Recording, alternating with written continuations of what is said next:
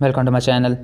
आज की वीडियो में मैं आपको बताने वाला हूँ कि अगर आपके पास गूगल कीप स्टॉपिंग की प्रॉब्लम आ रही है तो आप इसको किस तरह से फ़िक्स कर सकते हैं।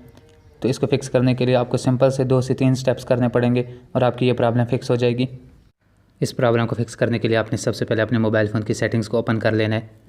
सेटिंग्स ओपन करने के बाद आपको यहाँ पर लॉक स्क्रीन एंड सिक्योरिटी का ऑप्शन मिल जाएगा, तो आपने यहाँ पर क्लिक कर देना है।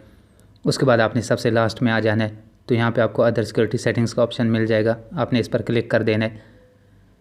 उसके बाद आपने यहाँ से थोड़ा सा नीचे आ जाना है, तो यहाँ पे आपको डिवाइस एडमिन ऐप्स का ऑप्शन मिल जाएगा, तो आपने डिवाइस एडमिन ऐप्स पर क्लिक कर देना है। उसके बाद सबसे ऊपर आपने फाइंड माई डिवाइस पर क्लिक कर देना है और यहाँ से आपने इसको डीएक्टिवेट कर देना है।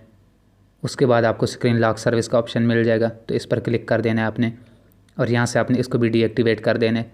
उसके बाद आपने यहाँ से इसको बैक कर देना है।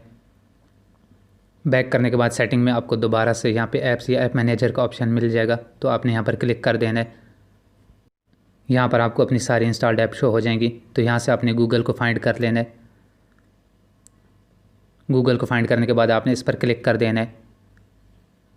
उसके बाद आपको ऊपर 3 डॉट का ऑप्शन मिल जाएगा, तो आपने यहाँ पर क्लिक कर देना है और यहाँ से आपने अनइंस्टॉल अपडेट्स पर क्लिक कर देना है।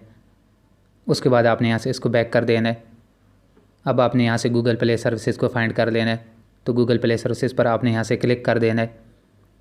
उसके बाद आपने स्टोरेज पर क्लिक कर देना है। सबसे पहले आपने क्लियर कैशे पर क्लिक कर देना है। उसके बाद आपने मैनेज स्टोरेज पर क्लिक कर देना है। सबसे लास्ट में आपको क्लियर ऑल डेटा का ऑप्शन मिल जाएगा, तो यहाँ से आपने क्लियर ऑल डेटा पर क्लिक कर देना है। उसके बाद आपने यहाँ से इसको ओके पर क्लिक कर देना है। यहाँ से आपका कोई भी डेटा डिलीट नहीं होगा। आपके मोबाइल में जितनी भी आपकी वीडियोस, पिक्चर या जितनी भी ऐप्स वगैरह हैं, कुछ भी डिलीट नहीं होगा। सिर्फ ये होगा कि आपको प्ले स्टोर की आईडी में दोबारा से लॉगिन करना पड़ेगा।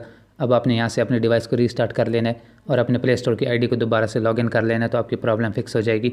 उम्मीद है कि आपको वीडियो पसंद आई होगी। अगर पसंद है तो लाइक कर दें, चैनल को सब्सक्राइब कर दें।